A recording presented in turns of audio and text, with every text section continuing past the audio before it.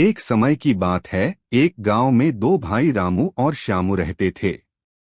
उनके दादाजी ने अपने जीवन काल में बहुत सारा धन कमाया था और ये अफवाहें थीं कि इस धन को उन्होंने कहीं गुप्त स्थान में छिपा कर रखा है। दादाजी के मृत्यु के बाद यह रहस्यमय धन गांव वालों के बीच बड़ी चर्चा का विषय बन गया। रामू और श्यामू दोनों के दिलों में इस धन की खोज की तीव्र इच्छा थी, लेकिन स्वभाव से दोनों बहुत अलग थे। रामू मेहनती और धैर्यवान था, जबकि श्यामू को सब कुछ आसानी से और जल्दी में चाहिए होता था। एक दिन श्यामू ने रामू से कहा, भाई, हमें दादाजी के छुपाए धन को ढूंढना चाहिए। वह हमारे जीवन को सरल और आरामदायक बना देगा। रामू ने सहमति में सिर हिलाते हुए कहा, मैं भी यही सोच रहा था। हमें वह धन ढूंढने के लिए गांव के पुराने लोगों और दादाजी के मित्रों से मिलना चाहिए। उन दोनों ने अपनी खोज शुरू की।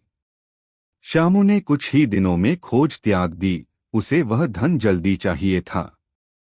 वहीं रामू ने गांव के बुजुर्गों से बात की, अपने दादाजी के पुराने दोस्तों की शरण ली और पुरानी किताबों और नक्शों की गहन जांच की। अंत में उसे एक सुराग मिला। एक पुरानी किताब में एक कविता थी जिसमें धन छिपाने का संकेत मिला।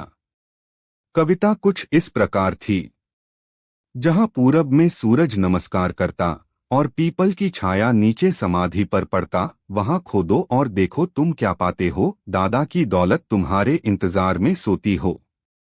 रामू ने तत्पर होकर पूरब की दिशा में स्थित पीपल के पेड़ को खोजा, जिसकी छाया समाधि पर पड़ती थी।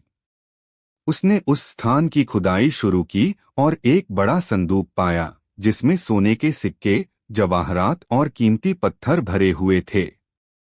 उसने इसे श्यामू के साथ बांट लिया, जो उसकी इस सफलता पर हैरान था। रामू की मेहनत, धैर्य और बुद्धिमत्ता ने उसे वह धन दिलाया, जबकि श्यामू को उसकी आलस्य और अधीरता ने निराश किया।